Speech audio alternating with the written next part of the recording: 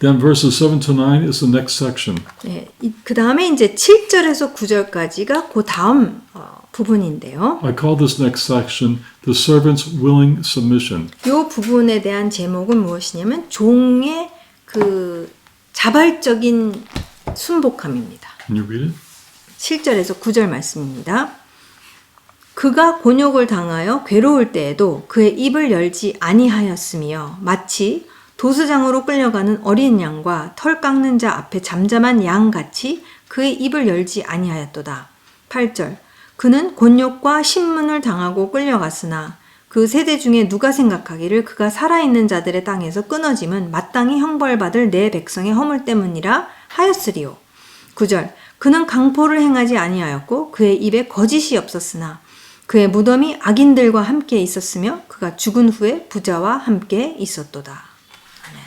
It says that the servant, when he was afflicted with our sin, he didn't open his mouth. 네, 그 종, 하나님의 종이 우리의 이 죄악으로 말미암아 엄청 고통을 당하셨을 때, 곤욕을 당하실 때 입을 열지 않았다고 하십니다. Now wait a minute though. We read the Gospels and Yeshua said several things while he was on the cross. 네, 분명히 그 십자가에서 가상 실현을 하셨죠, 예수님께서. So when it says that he did not open his mouth through his suffering, maybe we're to understand it a little differently. 네, 그래서 여기서 그냥 그의 입을 열지 아니하였다고 했었을 때에는 그 뭐 진짜 문자적으로 그렇게 했다라고 보기보다는 I believe it means that he did not retaliate with his mouth. 그러니까 입으로 이렇게 반응을 하시지 않으셨다는 거예요. 지금 당하시는 어떤 고통에 대해서 보복적인 어떤 발언을 하시지 않으셨다라는 거죠. That's what happens to normal people. 여러분 사실 우리가 고통을 당하게 되면 이제 막 나오잖아요. When they're beaten up by somebody else, they always either like curse back at the person or strike back at the person, do something to get even. 네, 그러니까 누구로부터 막 얻어 터지기 시작하면은 막 이제 반격을 하잖아요. 반격을 하는 게 너무나도 당연하고 너무나도 그거는 사실 우리가 만들어진 그런 디자인인데 그렇게 하시지 않으셨다는 거죠. But not the servant. 네, 종은 하나님의 종은 그렇게 하시지 않으셨습니다. Although he would probably cry out in pain, yet he did not try to get even by what he said or by the things he would say and do to people. 네, 너무나도 고통 때문에 아프셔서 이제 막 소리를 지르셨을 것은 분명하지만 반격을 하기 위해서 보복을 하기 위해서 어떤 말로 그렇게 하시지는 않으셨다는 것입니다. In verse 8 talks about some of the dynamics of his suffering. 8절은 지금 8절은 그분의 고통에 대한 다이내믹을 갖다가 또 묘사하고 있습니다. It says, by oppression and judgment he was taken away. 그는 곤욕과 신문을 당하고 끌려갔으나 This is referring to Yeshua's the trials that he suffered through before he was crucified. 여기서 실제 십자처형을 받으시기 전에 그 심판, 그 재판의 과정을 두 번 이제 완전 불의한 가운데서 일어난 재판을 이제 겪으신 것이죠. He was falsely accused. He suffered through several illegal trials. 네, 그래서 거짓 증언이 너무 많았고, 그 다음에 이거는 완전 불법 재판을 통해서 예수님은 불의를 직접적으로 당하셨습니다.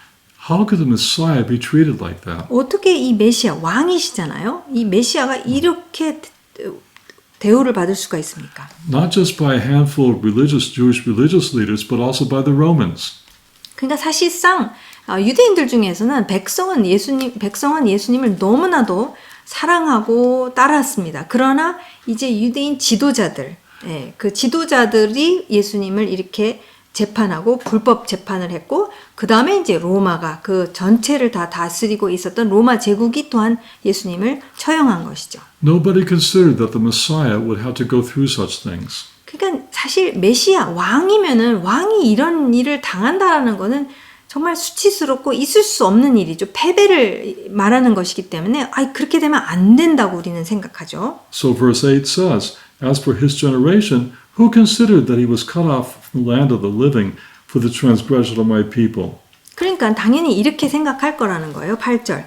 그 세대 중에 누가 생각하기를 그가 살아있는 자들의 땅에서 끊어짐은 마땅히 형벌 받을 내 백성의 허물 때문이라 하였으리요. 이렇게 생각한 사람은 아무도 없다라는 거예요. It says that Yeshua's people were the ones that should have been treated like that for their transgression, for their sin. 지금까지 계속해서 이사야 선지자가 사실 이스라엘 백성이 이것을 다 당해야만 하는, 당하던 게보다 사실은 너무 마땅한 거죠. 왜냐하면 죄악에 완전히 물들어 있었기 때문에. 근데 대신해서 당하셨다라는 거죠. They didn't think that Messiah would come and do this for them. 그러니까 지금 그 백성의 입장에서 왕이 오셔서 그런 일을 우리를 백성을 위해서 하실 거라는 것은 생각지도 못한 일이라는 겁니다. Comparatively few in his own generation actually considered that Messiah would die for their sins. 그러니까 진짜 메시아가 정말 이 백성의 죄악, 이스라엘 백성의 죄악을 위해서 죽으실 거라고 생각하는 자는 정말 손꼽아 몇 명 진짜 없었습니다. Look at verse 9. 그다음에 9절 말씀을 한번 보면 Verse 9 says, his grave, so he's going to die. 무덤에 대해서 말하고 있기 때문에 그러면 죽으시는구나를 우리가 알 수가 있죠. His grave was assigned with wicked people, yet he was with a rich man in his death, because he had done no violence, nor was there any deceit in his mouth. 그의 무덤이 악인들과 함께 있었으며 그가 죽은 후에 부자와 함께 있었도다라고 묘사하고 있습니다. The first line, his grave was assigned with wicked people, it represents the intention for the servant's burial. 지금 그의 무덤이 악인들과 함께 있었으며라고 했었을 때에는 그분이 어떻게 장사될지에 대해서 이제 말하고 있는데요. As a crucified victim by the Romans, their intention was to bury him in a common criminal grave. 네. 그래서 사실 왜 악인이라고 나와 있느냐면은 그 사실 십자 처형은 범죄자들이 이제 그것도 정치범 로마에 있어서의 가장 최악 정치범이 이제 받게 되는 그런 처형인데, 그러니까 그게 의도라는 거죠. 이게 범죄자라는 것 그렇기 때문에 악인으로서 취급을 되고 악인의 어떤 그런 죽음을 당하셨다라는 것을 말하는 거고요. The second line describes how God intervened and what actually happened. 네. 그래서 지금 사실은 그 범죄자의 죽음, 무덤에 그냥 들어가야 그 시체가 들어가야 됐었지만 하나님께서 개입하셔서 어떻게 그분이 장사되는지에 대해서 이제 말해주고 있는 게 두 번째 부분입니다. Rather than being thrown into a common grave with the other criminals, God intervened and gave Yeshua dignity in his burial. 그래서 실제로 사실은 이 범죄자로서 그것도 최고의 정치범으로서 어디에 묻혀져야 장사되어져야 되면 그냥 그 범죄자들이 그냥 버려지는데 그런 식으로 이제 장사되어야 되는데 하나님께서 개입하셔서 지금 예수와께서 장사된 장소가 다른 장소가 되는 것을 우리가 분명히 보게 됩니다. So he was buried in a rich man's grave. 네, 그가 죽은 후에 그러니까 부자와 함께 있었도다. 그러니까 부자의 무덤에 장사가 되셨다라는 것을 이제 말씀하고 있습니다. The last section, verses 10 to 12, talk about the servant's success. 그 다음에 이제 마지막으로 10절에서 12절 말씀은 이 종의 어떤 성공, 이제 종이 이렇게 함으로 인해서 어떠한 결과가 있는지에 대해서 말씀하고 있습니다. Can you read these verses, 10 to 12? 네, 10절 여호와께서 그에게 상함을 받게 하시기를 원하사 질고를 당하게 하셨은즉 그의 영혼을 속건 제물로 드리기에 이르면 그가 씨를 보게 되며 그의 날은 길 것이요 또 그의 손으로 여호와께서 기뻐하시는 뜻을 성취하리로다. 11절 그가 자기 영혼에 수고한 것을 보고 만족하게 여길 것이라. 나의 의로운 종이 자기 지식으로 많은 사람을 의롭게 하며 또 그들의 죄악을 친히 담당하리로다. 12절 그러므로 내가 그에게 존귀한 자와 함께 몫을 받게 하며 강한 자와 함께 탈취한 것을 나누게 하리니 이는 그가 자기 영혼을 버려 사망에 이르게 하며 범죄자 중 하나로 헤아림을 받음이니라. 그러나 그가 많은 사람의 죄를 담당하며 범죄자를 위하여 기도하였느니라. So what did God feel about his own plan? 그러면 하나님께서 이 계획, 구원의 계획에 대해서 어떻게 느끼셨는지 한번 보겠습니다. This was an amazing but astonishing plan. 정말 깜놀이라고 요즘 너무나도 지금 상상을 초월하는 정말 놀래키게 하는 그런 계획입니다. That in Messiah, God would enter into human history and die as a substitute for our sin. 하나님께서 살아계신 영이신 하나님께서 인간의 역사 가운데 육신의 몸으로 인간으로 오셔서 개입하셔서 그 가운데 인간의 어떤 죄를 그분이 다 짊어지시고 100%다 짊어지시고 그 죄의 문제를 해결하시는 것이 이분의 정말 상상을 초월하는 계획이죠. And he didn't send Messiah to come and die with a heart attack. 네, 근데 하나님께서 메시아, 당신의 종 메시아를 이 땅에 오게 하셔가지고선 심장마비로 돌아가게 하시지 않았어요. It was a violent death. 굉장히 폭력적인, 정말 로마 제국의 가장 정말 수치스럽고 고통스러운 그런 처형이었습니다. Taking the hit for our sin and the sin of his people would be a violent process. 네, 정말 이 죄라는 것이 무엇인지를 알려주고 있는 것이죠. 그 정말 인류의 죄, 당신의 백성의 죄, 그 나라의 죄를 그분이 다 담당하신다는 것은 정말 너무 폭력적이라는 것입니다. But it says at the beginning of verse 10, the Lord was pleased to crush him. 네, 근데 보세요. 10절 앞부분에 보면은 여호와께서 그에게 상함을 받게 하시기를 원하사라고 얘기를 하십니다. Those are incredible words.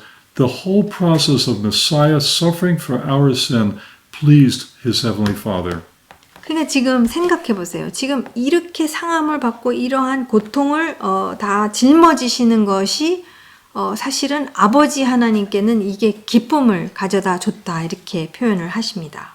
Messiah's suffering was all part of God's eternal plan, and it pleased him who made the plan. It went just as it was planned. 그러니까 지금 하나님께서 영원 전서부터 갖고 계시는 이 계획을 메시아이신 예수와를 통해서 이것이 이루어졌었을 때에 이게 정확히 계획하신 대로 정확히 이것이 이루어졌기 때문에 하나님께서 이것을 기뻐하실 수밖에 없는 것이죠. 예수님께서 고통을 당하셔서 기뻐하셨다라는 그런 뜻이 아니라 그 진짜 인류의 죄가 해결이 된 것에 대한 계획하신 바 그대로 됐기 때문에 기뻐하신 것이죠. Still in verse 10, yeah, what was it that made God so pleased with what he did to Messiah? 지금 하나님께서 메시아에게 행하신 일로서 사실 왜 그렇게 기뻐하셨습니까? 무엇이 그분을 기쁘게 하셨습니까?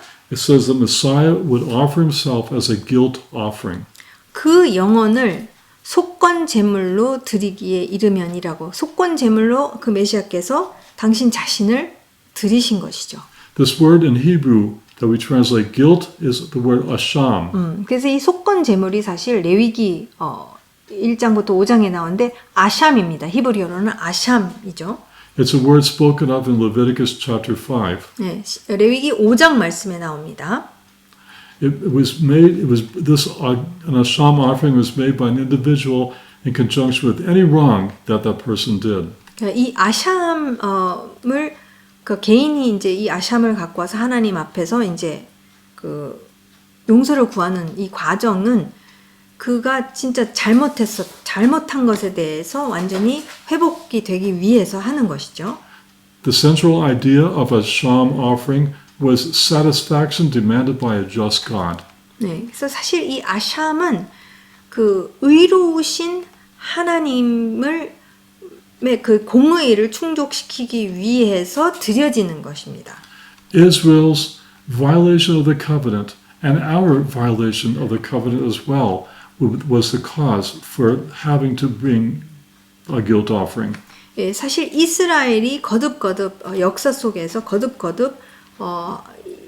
죄악 속에 계속해서 머물게 되는데 그것이 바로 계속되는 이 죄악의 문제인 것이죠. 그리고 의도적으로 하는 경우 거기서 헤어나오지 못하는 그런 상황 속에서 드려져야 하는 이 제물, 하나님 앞에서 드려져야 하는 공의로우신 분 앞에서 드려져야 하는 제물이 바로 이 아샴이었던 것입니다. By calling Messiah's death an asham offering, it takes us away from Messiah's death being some kind of an example of suffering for the good or anything else. It was clearly a substitutionary sacrifice that his death was. 그러니까 예수님께서 십자 처형을 받으심으로 인해서 돌아가신, 그러니까 왜 이렇게 돌아가셔야 했는가에 대해서 분명하게 얘기해 주는 것이 바로 이 속건제물입니다. 그러니까 속건제물은 동물이 대신 나의 범죄에 대해서 나의 범죄를 대신해서 죽는, 그래서 이 대신해서 한다라는 하나님께서 이미 몇천 년 전에 세우신 그 레위기에서 말씀하신 그 하나님의 어떤 하나님께로 가까이 가는 어떤 토라 법을 갖다가 주셨고, 그것을 사실 예수와께서 메시아로서 이스라엘의 대표로서 왕으로서 당신 자신이 이제 이스라엘 그 백성의 모든 죄악과 인류의 죄악을 이제 대신해서, 그래서 이제 속건제물이라고 여기서 분명하게 말씀하고 있는 것은 대신했다라는. 그래서 이미 이게 그냥 아무렇게 십자가에서 죽으셨어 해가지고 맘대로 생각할 수 있는 게 아니라는 것입니다. 이것은 분명히 하나님께서 몇천 년 전에 세우신 속건제물, 그것을 예수와께서 왕이신 그분이 하셨다라는 것입니다. There's more to the results of his sacrifice. 그분께서 속건제물로 죽으신 것에 대해서 그 결과를 더 이제 보게 되면은 Look what it says at the end of verse 10 and into verse 11. 10절에서 11절 앞부분까지 보도록 하겠습니다. It says, He will see offspring, and He will prolong His days. And verse 11, the result of the anguish of His soul, He will see and be satisfied. 네, 보세요. 지금 10절 뒷부분에 속건제물로 자신을 들이심으로 인해서 결과가 무엇입니까? 그가, 그 종이 씨를 보게 되며 그의 날은 길 것이요. 그 다음에 11절, 그가 자기 영혼에 수고한 것을 보고 만족하게 여길 것이라. Yeshua didn't have any physical children. 근데 여러분, 예수님께서는 결혼하시지 않으시고 그 다음에 실제 자녀가 없으셨습니다. Yet it says He will see His seed. 근데 여기서 그가 씨를 보게 되며 라고 묘사하고 있어요. Sometimes the word seed in the Bible doesn't refer to physical children. It refers to those who are our students or those who are following us. 네. 그래서 성경에서 보면은 지금 이 씨라는 단어가 굉장히 많이 나오는데 이게 육체적인 후손이 될 수도 있지만 어떤 스승과 제자 사이에 그렇죠? 그런 관계 속에서의 씨라고도 그렇게 충분히 계속해서 그렇게 사용되어져 왔습니다. 성경 안에서 그렇게 사용하고 있습니다. In other words, Yeshua's sacrifice when He was crucified would not stop there. He would live again to see those who would follow Him. 네. 여기서 그 씨를 보게 된다고 이렇게 얘기했었을 때 그분이 속건제물로 드려짐으로 인해서 그냥 죽어서 끝나는 것이 아니라 그분이 살아서 그분이 행하신 일의 결과가 계속해서 나올 것이라는 것을, 그것을 계속 보실 것이다라고 말하고 있습니다. God will prolong His days, says verse 10. 그의 날은 길 것이요라고 말씀하십니다. The servant's sacrifice will not end with death. He will rise from the dead. 네, 지금 분명하게 10절 후반절에서는 그분의 속건제물로 드려짐으로 죽음에서 끝나는 것이 아니라 분명히 부활을 하셔서 씨를 보실 것이요, 그분의 날이라는 개념이 또 성경 안에 굉장히 중요한 개념이지만 어쨌든 길 것이다라는 표현은 영원히 사실 것이다, 부활하실 것이다. Sometimes it's see where the Tanakh teaches about resurrection. It's difficult to see that. 사실 이 타나흐에서, 그러니까 히브리 성경, 소위 구약이죠. 구약 안에서 이 부활에 대해서 이렇게 보는 것이 그런 본문들이 그렇게 이해하기도 참 어렵다고 생각을 하는데. But this is a clear passage. It speaks about the resurrection, and it's in resurrection when it's speaking about the Messiah. 네, 근데 여기서는 너무나도 분명하게 메시아가 부활하실 것을 10절에서 그러니까 죽은 속건제물로 드려졌는데 그가 씨를 보시게 될 것이고 그의 날은 길 것이요, 이렇게 얘기했었을 때는 그분이 부활하셔서 영원히 통치하실 것을, 영원히 사실 것을 말씀하십니다. Again, at the end of verse 11, my servant will justify the many, and he will bear their iniquities. 예, 나의 의로운 11절, 나의 의로운 종이 자기 지식으로 많은 사람을 의롭게 하며 또 그들의 죄악을 친히 담당하리로다. The end of verse 12, he himself bore the sin of many. 예, 12절에 많은 사람의 죄를 담당하셨다라고 말씀하시죠. again emphasizing the work that the servant would do for his people. He would die in their place. 네. 지금 계속해서 종이신 메시아이시지만 백성의 종, 왕이시지만 종이신 그분이 백성을 위해서 대신해서 하실 일에 대해서 계속 거듭 이야기하고 있습니다. And because of that, I will allot him a portion with the great ones. 예, 그렇게 하셨기 때문에 그러므로 내가 그에게 존귀한 자와 함께 몫을 받게 하며 Not everybody knows exactly what Yeshua did for them, but almost there's a great many people in this world that certainly have heard about him. 네. 모든 이 지구의 모든 인류가 다 예수님에 대해서 다 알고 있고 그것을 믿고 있는 상황은 아니지만 그분께서 행하신 일에 대해서는 어쨌든 들었을 거예요. 많이 들었을 겁니다. Now we have to finish, but I'm going to do something different. I'm going to give you some homework. 지금 저희가 이제 마무리할 텐데요. 마치기 전에 숙제를 하나 드리고 싶습니다. I'd like you to look at these passages in the apostolic scripture and see what they say about Isaiah when they quote him. 예.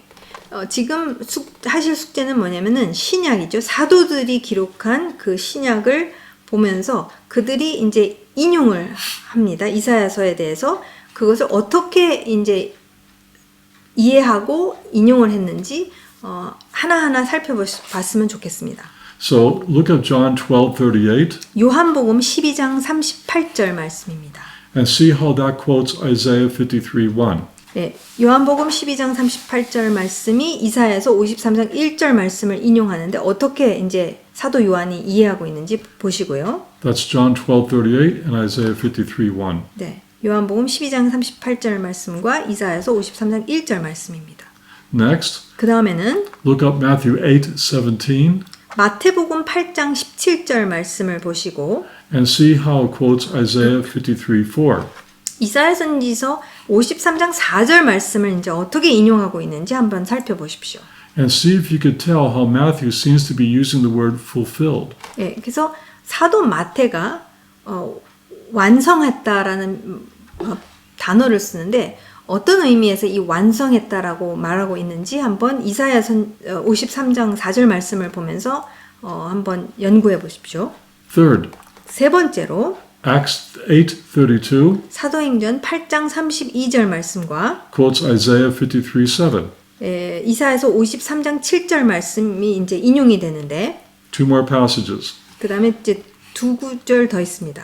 Look up 1 Peter 2:22 베드로전서 2장 22절 말씀과 and see how he uses Isaiah 53:9. 거기에서 이사야서 53장 9절 말씀을 어떻게 인용하고 있는지 That's 보시고요. That's 1 Peter 2:22 and Isaiah 53:9. 베드로전서 2장 22절 말씀과 이사야서 53장 9절 말씀이고요.